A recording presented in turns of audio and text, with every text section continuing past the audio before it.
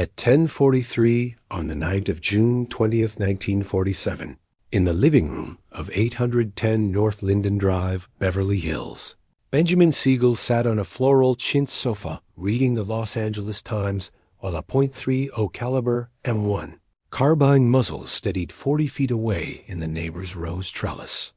The first round punched through the window glass at 2,800 feet per second, entered Siegel's right eye socket, and blew the back of his skull across 15 feet of tile. His left eyeball landed near the fireplace. Within 6 minutes, police sirens wailed up Linden Drive, and the myth that no mafia operated west of Chicago died with the man on the couch. This is how Jack Dragna built the most invisible criminal empire in American history, controlled Los Angeles for 30 years without a single major conviction, and watched it all collapse the moment silence turned to gunfire. The clock starts earlier. April 18, 1891, in Corleone, Sicily, a hill town 60 miles south of Palermo, where stone houses clung to clay slopes and vendetta was currency. Antonio Rizzotti, age 20, son of Francesco, a mafia lieutenant who taught him 3 rules. Never speak on a phone you don't own. Keep violence so quiet the newspapers blame accident. Let others take credit and the fall. In 1911, Antonio sailed steerage to New York, landed at Ellis Island, gave the intake clerk the name Jack Dragna, and vanished into Red Hook's longshoreman tenements. The invented name bought him 40 years of invisibility. He worked Brooklyn's piers for 2 years, learning cargo routes, payoff chains, and which inspectors stayed bought.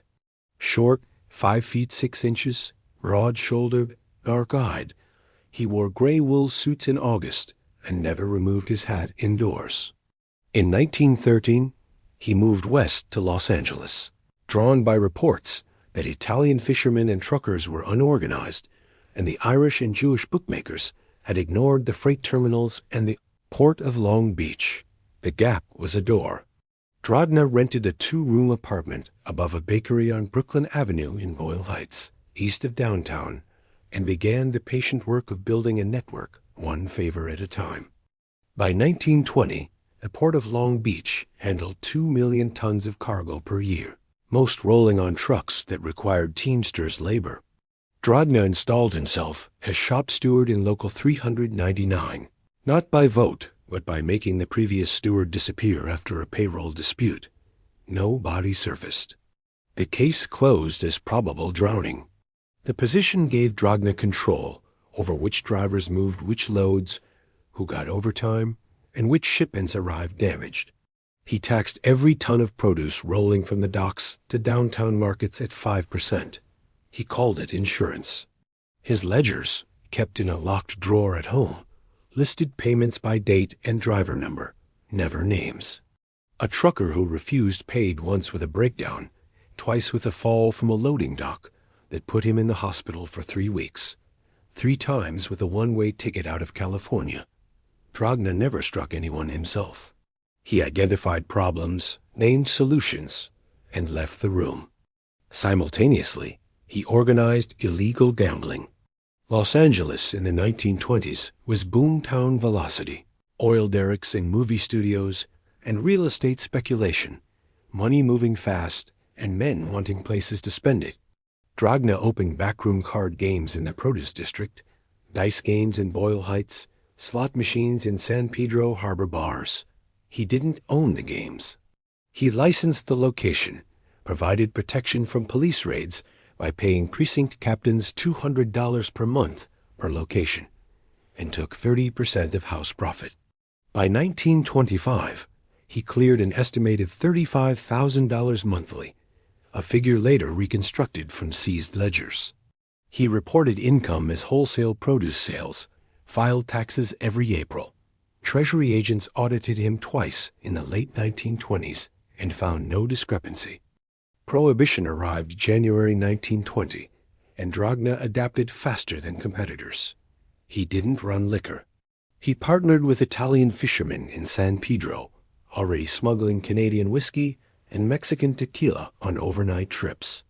Dragna financed buys, arranged warehouse storage in Wilmington and Long Beach, sold wholesale to speakeasy operators countrywide. He never touched a bottle, never met a customer. His name appeared on no bill of lading. Fishermen used coded logbooks. The warehouse leased under Pacific Fish Cold Storage, registered legally in 1922. Federal prohibition agents raided the warehouse 4 times between 1924 and 1932, found only ice and rotting bait. While Dragna built in silence, the national mafia fractured. In New York, the Castellamarese War between Joe Masseria and Salvatore Maranzano claimed 60 lives from 1930 to 1931. Both bosses died. Charles Luciano emerged dominant, convened a national meeting in 1931 to divide territory and establish a commission to arbitrate disputes. The commission recognized 5 New York families, 1 in Chicago, 1 in Philadelphia, and smaller operations in Detroit, Cleveland, Kansas City, New Orleans. Los Angeles was discussed. Luciano asked if anyone controlled California. Dragna's name surfaced via a Buffalo delegate with Corleone ties. Luciano sent Frank Milano of Cleveland to meet Dragna in summer 1932. The meeting occurred in a private room at Villa Capri, a downtown Italian restaurant. Milano carried a message. The commission wanted order and tribute. Dragna answered yes on one condition. No New York family would send men west without his approval. Milano agreed. The handshake made Dragna the first and only mafia boss west of the Rockies. The Dragna family was small by Eastern standards. At peak in the late 1930s, perhaps 50 made members, 200 associates. Compare the Genovese family in New York with 250 made men. Dragna preferred it. Smaller crews were easier to discipline, harder to track, less likely to generate headlines. Core leadership included his younger brother Tom Dragna, managing gambling, and Girolamo Adamo, known as Momo, age 42, 220 pounds, hands like cinder blocks, handling collections and discipline.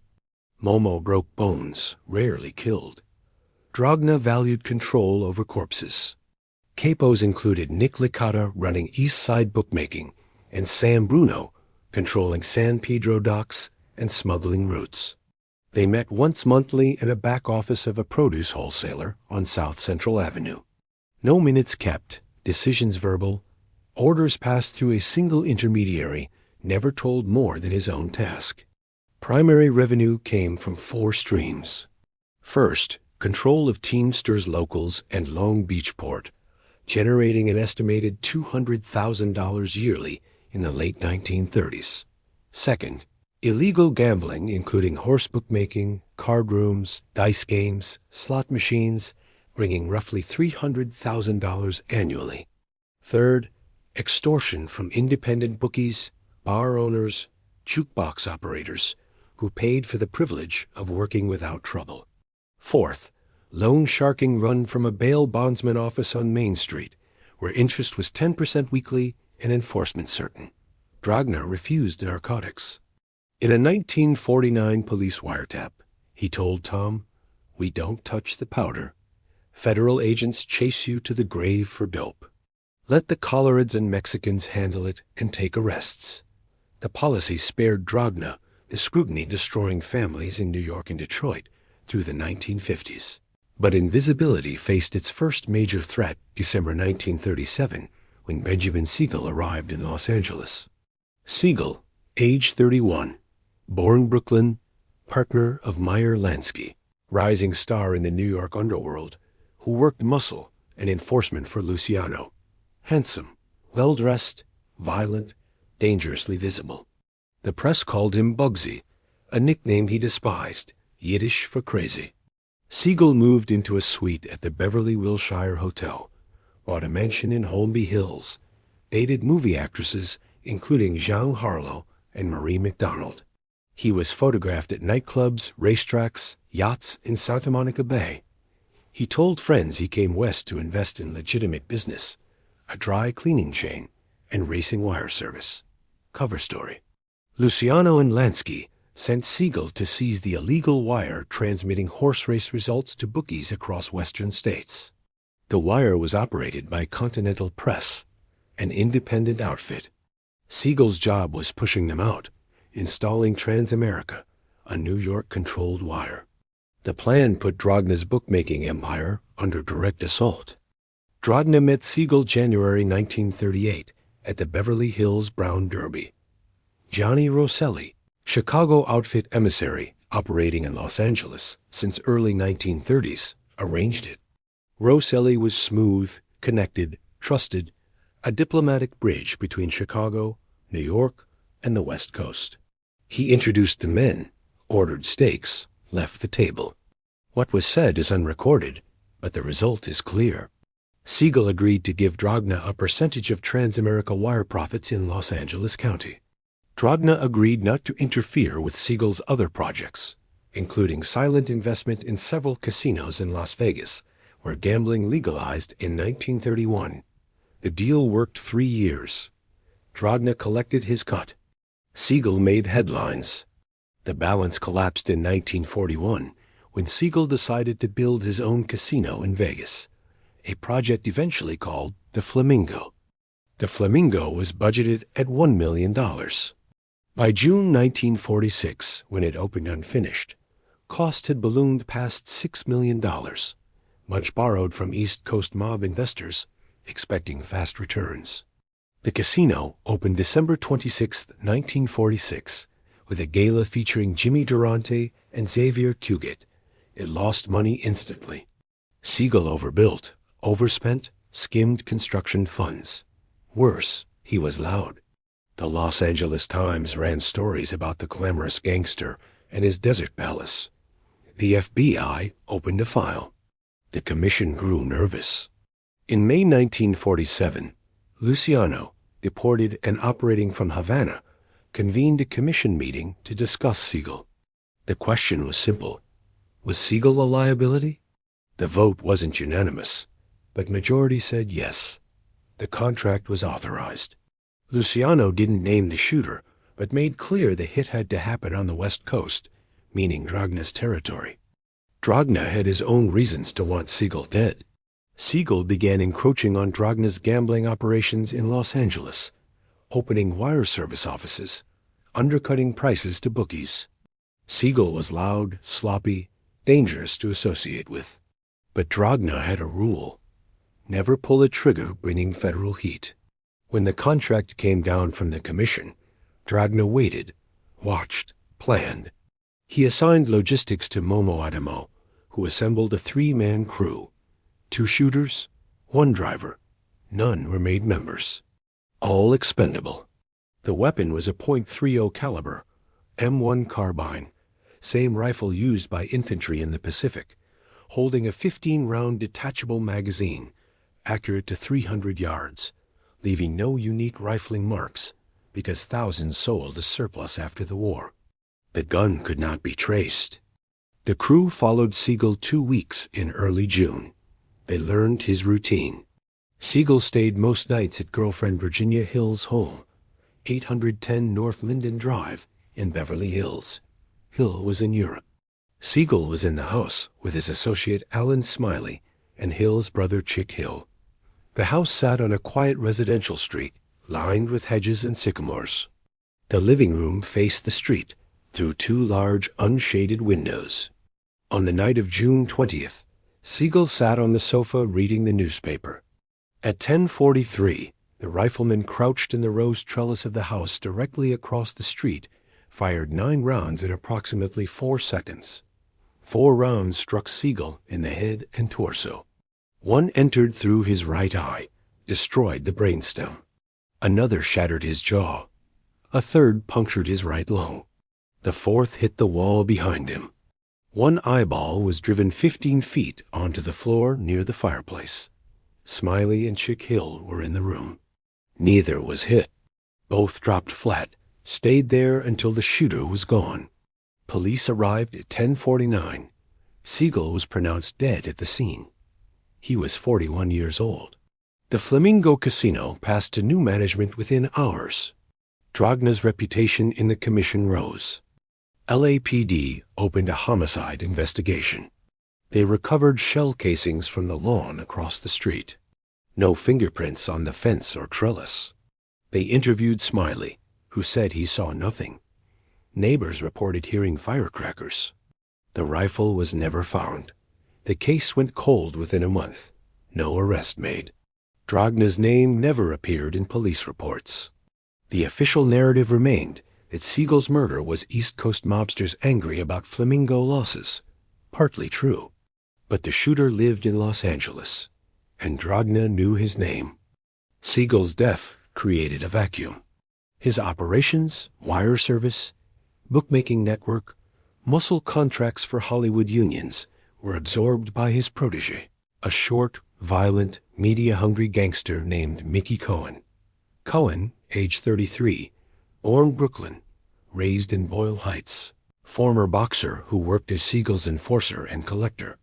5 feet 5 inches tall, 150 pounds, dressed in tailored suits and Stetson hats, loved talking to reporters. He gave interviews to the Los Angeles Times Esquire, appeared on a local television talk show, denying he was a gangster while admitting he ran bookmaking. Cohen was everything Dragna despised. Cohen refused to recognize Dragna's authority. He argued Siegel answered directly to Lansky in New York, that he held the same status. He opened new bookmaking offices downtown, Hollywood, the Valley.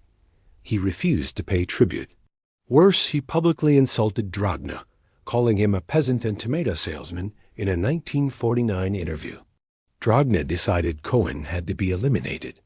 The war began February 1948, when a bomb was planted under Cohen's car outside his haberdashery on Sunset Strip. The bomb failed to detonate. Faulty wiring. Cohen untouched. August 1948. Another attempt. A gunman opened fire on Cohen leaving Sherry's restaurant on Sunset Boulevard. 14 rounds fired. None hit Cohen, but one struck bodyguard Harry Cooper in the stomach. Cooper survived. The shooter was never identified. July 1949. 4 gunmen walked into Cohen's haberdashery, sprayed the interior with submachine gun fire. Cohen dove behind a counter. His men returned fire. One Cohen associate, Harold Meltzer, was wounded. Attackers fled. Police recovered 79 shell casings. The Los Angeles Times ran front-page stories about a gang war. LAPD formed a special detail to investigate organized crime, something they insisted didn't exist 6 months earlier. Cohen struck back. October 1950, he lured Sam Bruno, Dragna's San Pedro man, to a meeting at a warehouse in Wilmington. Bruno arrived with 1 bodyguard. Both were shot in the head, left in the trunk of a Packard parked near the docks. Police found the car 3 days later. Bodies had been there in 100-degree heat. Dragna attended Bruno's funeral, said nothing publicly. Privately, he ordered 2 more attempts on Cohen. First, February 1951, shotgun ambush outside Cohen's Brentwood home. Cohen grazed in the shoulder, his wife unhurt. Second, July 1951, bombing at Cohen's new headquarters, a restaurant in the Valley. The bomb detonated at 2:17 in the morning. Building empty. No one died. Dragna grew desperate. He turned to Jimmy Fratianno, a Cleveland mob associate who moved to Los Angeles in 1947, worked as hitman for the Dragna family. Fratianno was known later as Jimmy the Weasel when he turned informant. In 1951, he was a loyal soldier. Dragna gave him the contract on Cohen. Fratianno assembled a team, planned a rifle ambush outside Cohen's Brentwood house. The plan collapsed when one crew member was arrested on an unrelated charge, talked to police about a possible attempt on Cohen. Cohen was tipped. He doubled security. Dragna called it off. The war hurt Dragna's business more than Cohen's. Police raided gambling houses citywide, arrested bookies, seized ledgers. Wire services shut down for weeks. Revenue dropped 40% in 1951 according to FBI financial records obtained later. Dragna's capos were nervous, soldiers getting arrested. Invisibility was gone. In 1952, Dragna met Cohen for a sit-down in a neutral location, a hotel room at the Ambassador Hotel downtown. Jack Dempsey, former heavyweight boxing champion who knew both men, brokered it. What was said is disputed. Cohen's memoir claims Dragna begged for truce. Fratiano's testimony claimed Dragna offered Cohen a piece of Teamsters racket in exchange for staying out of bookmaking. Result was ceasefire. Cohen agreed to stop expanding. Dragna agreed to let Cohen operate existing businesses without interference. The war ended not because either side won, but because the tension became unbearable. Both men survived, but Dragna's family was weakened. Federal agents now had files on every made member. Publicity attracted the Kefauver Committee, a Senate special committee investigating organized crime. In 1950, Senator Estes Kefauver of Tennessee began televised hearings in major cities, calling gangsters, police officials, politicians to testify under oath. Dragna was subpoenaed in 1951. He appeared in Los Angeles March 12th, dressed in gray suit and brown fedora. He sat at a small table facing the committee. Kefauver asked him to state name and occupation. Dragna said his name was Jack Dragna, that he was a produce wholesaler. Kefauver asked if he was head of the Mafia in Los Angeles. Dragna replied, "I don't know what you mean by that word." Kefauver asked if he controlled illegal gambling. Dragna invoked the Fifth Amendment 23 times in 11 minutes. Millions of Americans watching television saw the face of West Coast organized crime for the first time. Exposure forced Dragna deeper underground. He stopped attending meetings in public. He moved residence 5 times from 1952 to 1955, using rental properties leased under false names. He communicated only through intermediaries. He refused telephones except for coded messages. Pressure didn't stop. FBI, Under Director J. Edgar Hoover, began building a national intelligence file on Mafia activity. They placed wiretaps, recruited informants, followed suspects. In 1953, agents placed a listening device in the bail bondsman office on Main Street, Dragna, used for meetings. Over 6 months, they recorded hundreds of hours of conversation, most coded. Dragna referred to money as tomatoes, to violence as cleaning, to commission business as the farm. In one recorded conversation from October 1953, Dragna told Tom, "The farm wants a meeting. Everyone, east to west. They want it next year." Reference to the first national summit of Mafia bosses since 1931. It would occur November 1957 in a small upstate New York town called Appalachian. Before Appalachian, Dragna faced a personal crisis. His health failing. He suffered a heart attack January 1954. He was 63. His doctor ordered bed rest and no stress. Impossible for a man running a crime family under federal scrutiny. Dragna began planning succession. He named Frank DeSimone, age 40, attorney from Pueblo, as underboss. DeSimone was unusual. Law degree from University of Southern California. No arrest record. Quiet, disciplined, respected by capos. Dragna trusted him. Other families saw DeSimone as weak, more lawyer than gangster. Dragna ignored criticism. He believed silence and structure mattered more than reputation. DeSimone would inherit the family when Dragna died, but would not hold it together. On February 23, 1956, Jack Dragna died of a heart attack at his home on South Westmoreland Avenue in Los Angeles. He was 64, buried at Calvary Cemetery in East Los Angeles in a plot purchased in 1930. Funeral, attended by over 200 people, including made members from Chicago, Cleveland, San Francisco. Police photographed every attendee. FBI compiled its first complete organizational chart of the Dragna family. Frank DeSimone became acting boss. He inherited a family under siege, fractured gambling empire, and federal task force with wiretaps, informants, and political will to prosecute. DeSimone's first test came November 1957 at Appalachian.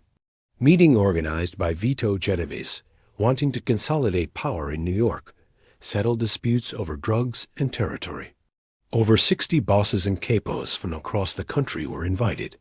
Meeting held at the rural estate of Joseph Barbara, a Pennsylvania mobster who owned a large stone house on a hilltop outside Appalachian Village. DeSimone traveled from Los Angeles with two capos, Simone Scozzari and Angelo Polizzi. They flew into New York, rented a car, drove upstate. On the afternoon of November 14th, New York State Police Sergeant Edgar Crosswell, acting on a tip from a suspicious motel clerk, set up a roadblock at the base of Barbara's driveway.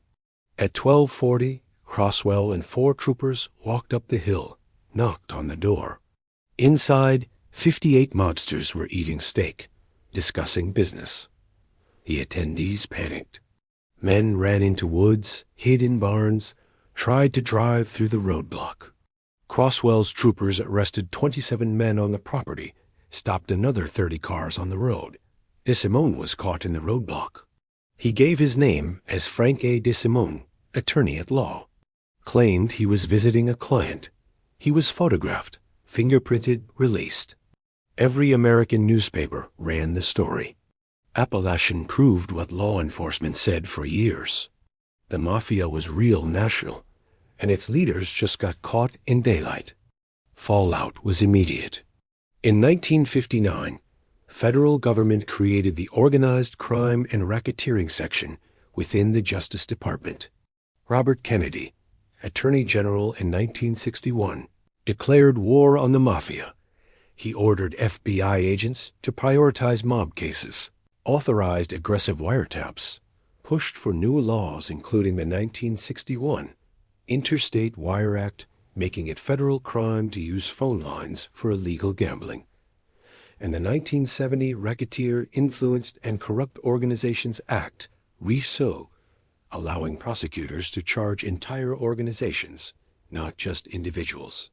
Those tools led to federal indictments of over 700 mobsters between 1961 and 1969. DeSimone tried maintaining Dragna's discipline. He avoided public appearances, limited meetings to single monthly sit-down at a construction office in Glendale, shut down several high-profile gambling operations, attracting police attention. His capos were restless. Nick Licata, running East Side bookmaking, wanted to expand into narcotics. DeSimone refused. Licata appealed to Chicago. Chicago sided with DeSimone. Licata backed down but began plotting. In 1962, Licata approached Sam Giancana, boss of Chicago outfit, argued DeSimone was too cautious, that Los Angeles was underperforming. Giancana listened, took no action. DeSimone remained boss, but authority weakened. Pressure increased in 1963 when low-level soldier Frank Bompensiero became FBI informant. Bompensiero was a San Diego associate working with the Dragna family on smuggling along the Mexican border. Arrested on federal weapons charge, facing 10 years, FBI offered a deal. Testify against the family, walk free. Bompensiero agreed. He wore a wire to meetings, recorded calls, provided detailed financial records of smuggling profits. FBI indicted 8 Dragna family members December 1964 on conspiracy to smuggle and transport stolen property. DeSimone wasn't charged, but 3 capos were convicted, sentenced to terms from 5 to 12 years. California operations collapsed. DeSimone died of a heart attack August 4, 1967. He was 53, boss for 11 years. Buried at Calvary Cemetery, one plot from Jack Dragna. Leadership passed to Nick Licata, the East Side bookmaker who wanted to take over for years. Licata was 66, first-generation Sicilian immigrant who arrived in Los Angeles in 1914. Ruthless, disciplined, paranoid. Trusted no one, spoke to almost no one, ran the family from a small apartment in Lincoln Heights. His rule lasted 7 years. The family shrank to fewer than 20 main members, perhaps 50 active associates. Revenue fell to estimated $200,000 yearly, down from nearly $1 million in the late 1940s. The commission considered dissolving the Los Angeles family, placing California under Chicago control. Licata convinced them to wait. The final blow came from within. In 1977, Jimmy Fratianno, the hitman who tried and failed to kill Mickey Cohen, was arrested on federal racketeering charges. He faced life in prison. He was 64. FB, I made an offer. Turn informant, enter witness protection, testify. Fratianno said yes. He became the highest-ranking Mafia member to turn government witness up to that time. He testified in open court about murders, extortion, union corruption, internal structure of the Dragna family. He named names, described meetings, provided detailed accounts of operations. His testimony led to over 30 convictions, including soldiers from Los Angeles, Cleveland, Chicago.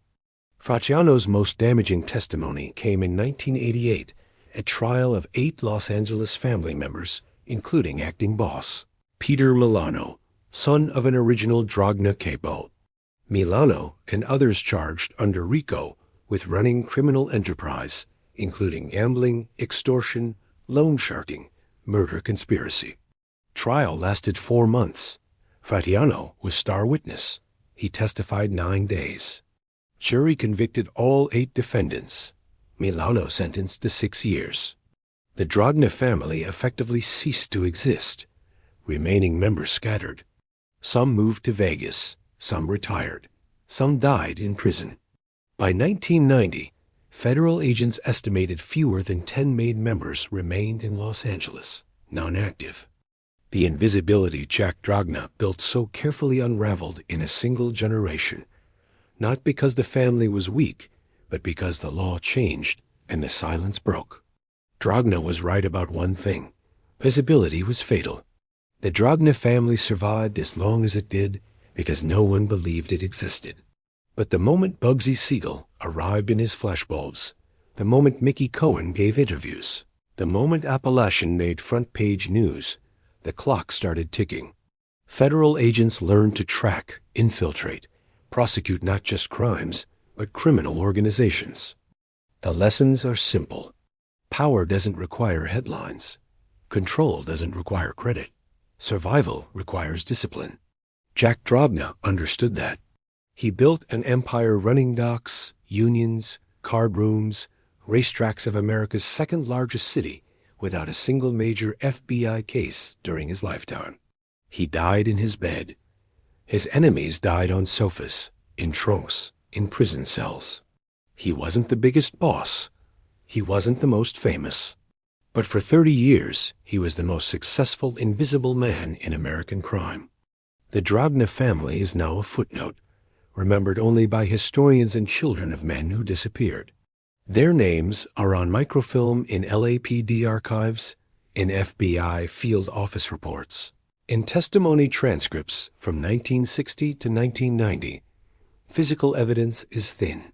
One seized ledger from 1951, catalogued Exhibit 17A, shows columns of dates, dollar amounts, delivery codes written in pencil. One photograph from Kefauver hearings shows Dragna at the witness table, hands folded, eyes down, lips pressed. One wiretap recording from 1953 captures his voice, low and steady, saying, "Tomatoes are late." Clean it up. The rest is memory and inference, reconstructed from men who spoke when the law gave them no other choice. That's how empires die in silence. One informant, one recording, one subpoena at a time. The commission never dissolved the Los Angeles family officially. They simply stopped calling. Meetings ended. Tribute dried up. Soldiers found other work. By 2000, when FBI published its last major assessment of La Cosa Nostra in the United States, Los Angeles was listed inactive. 0 active crews, 0 pending investigations, 0 threat. The longest invisible family in American Mafia history was declared extinct. But extinction isn't the same as forgotten. In 2007, a retired LAPD organized crime detective named Michael Palermo published a private memoir describing interviewing an elderly man in a nursing home in Riverside. The man was 91, blind, and kidney failure, 3 days to live. His name was listed in facility records as Anthony Ross. Palermo, working a cold case file, suspected Ross was Girolamo Adamo, the enforcer known as Momo, who disappeared in 1976, presumed dead. Palermo showed the man a photograph taken at Jack Dragna's funeral in 1956. The man touched the photo, said, "Jack kept us quiet. We were rich." Then the TV came, and everyone wanted to be famous. They killed themselves.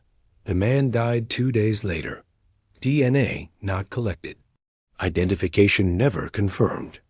Official record remains incomplete.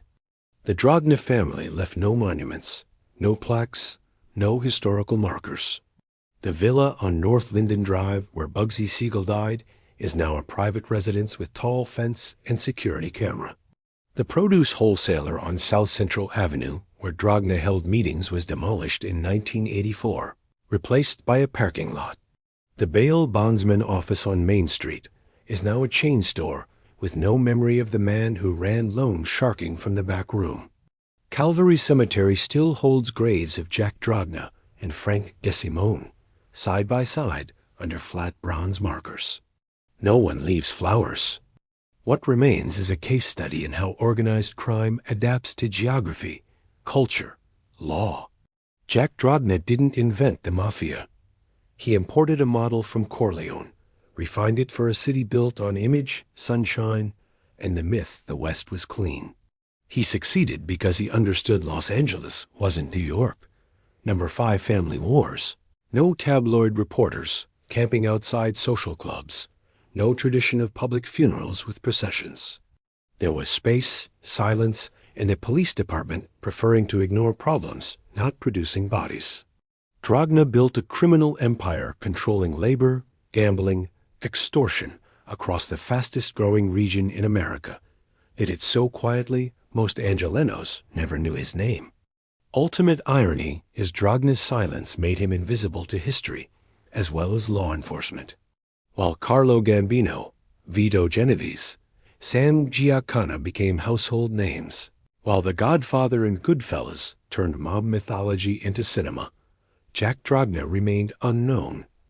No major book written about him. No film depicts his life. No journalist won a prize investigating his crimes. He achieved in death what he practiced in life. He disappeared completely. But power leaves traces.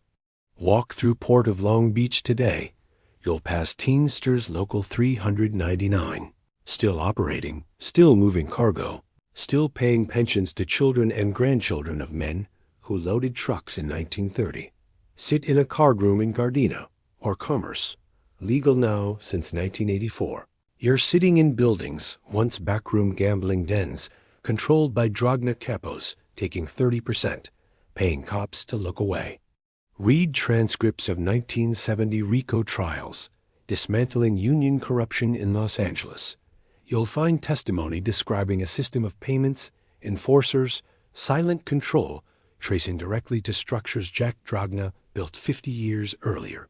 The Dragna family isn't erased. It's embedded in infrastructure of a city, pretending it never existed.